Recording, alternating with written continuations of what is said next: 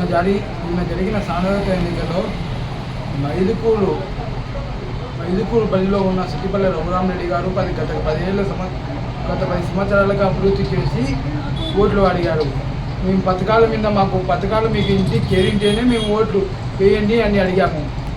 దానితో పాటు మైదుకూరులో అభివృద్ధి చేయలేదు అని టీడీపీ వాళ్ళు విమర్శిస్తున్నారు.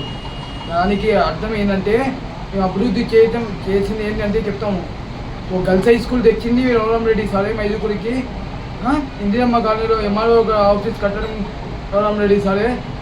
ఇందిరమ్మ కాలనీలో మున్సిపల్ ఆఫీస్ కట్టింది రఘురామరెడ్డి సారే.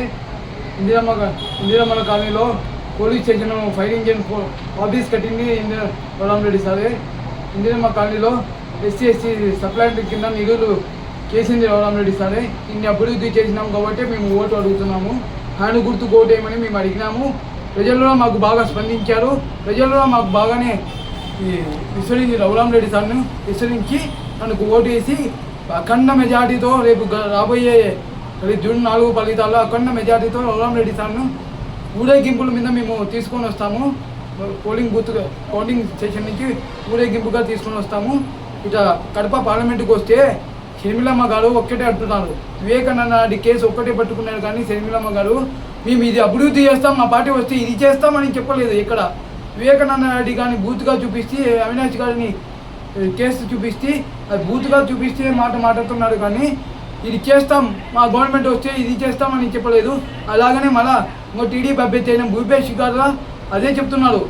వివేకానందాన్ని చెప్పింది ఇదే అవినాష్, అందుకనే ఓటు వేయద్దని అంటున్నారు. కానీ భూపేష్ గారిలో ఒక్క మాట మేము ఇది చేస్తాము, ఇది చేసి చూపిస్తామని చెప్పలేదు. నేను కమింగ్ టు సీఎం అయితే మేము బటన్ వచ్చాము కాబట్టి సీఎం 151కి వచ్చినాయి పోయినసారి. ఇప్పుడు 175 వస్తాయని గ్యారంటీ ఉంది. మేము అఖండ మెజార్టీతో కలుస్తాం. జూన్ 10వ తేదీ సీఎం ప్రమాణ స్వీకారం ఉంటుంది. వైజాగ్లో సీఎం ప్రమాణ స్వీకారం చేస్తాం. మళ్ళీ వైజాగ్ నుంచే పాలన చేస్తామని కోరుకుంటున్నాం. నా పేరు గోవింద రవిశంకర్ రెడ్డి, ఎల్లంపల్లె, మైదుకూరు మున్సిపాలిటీ.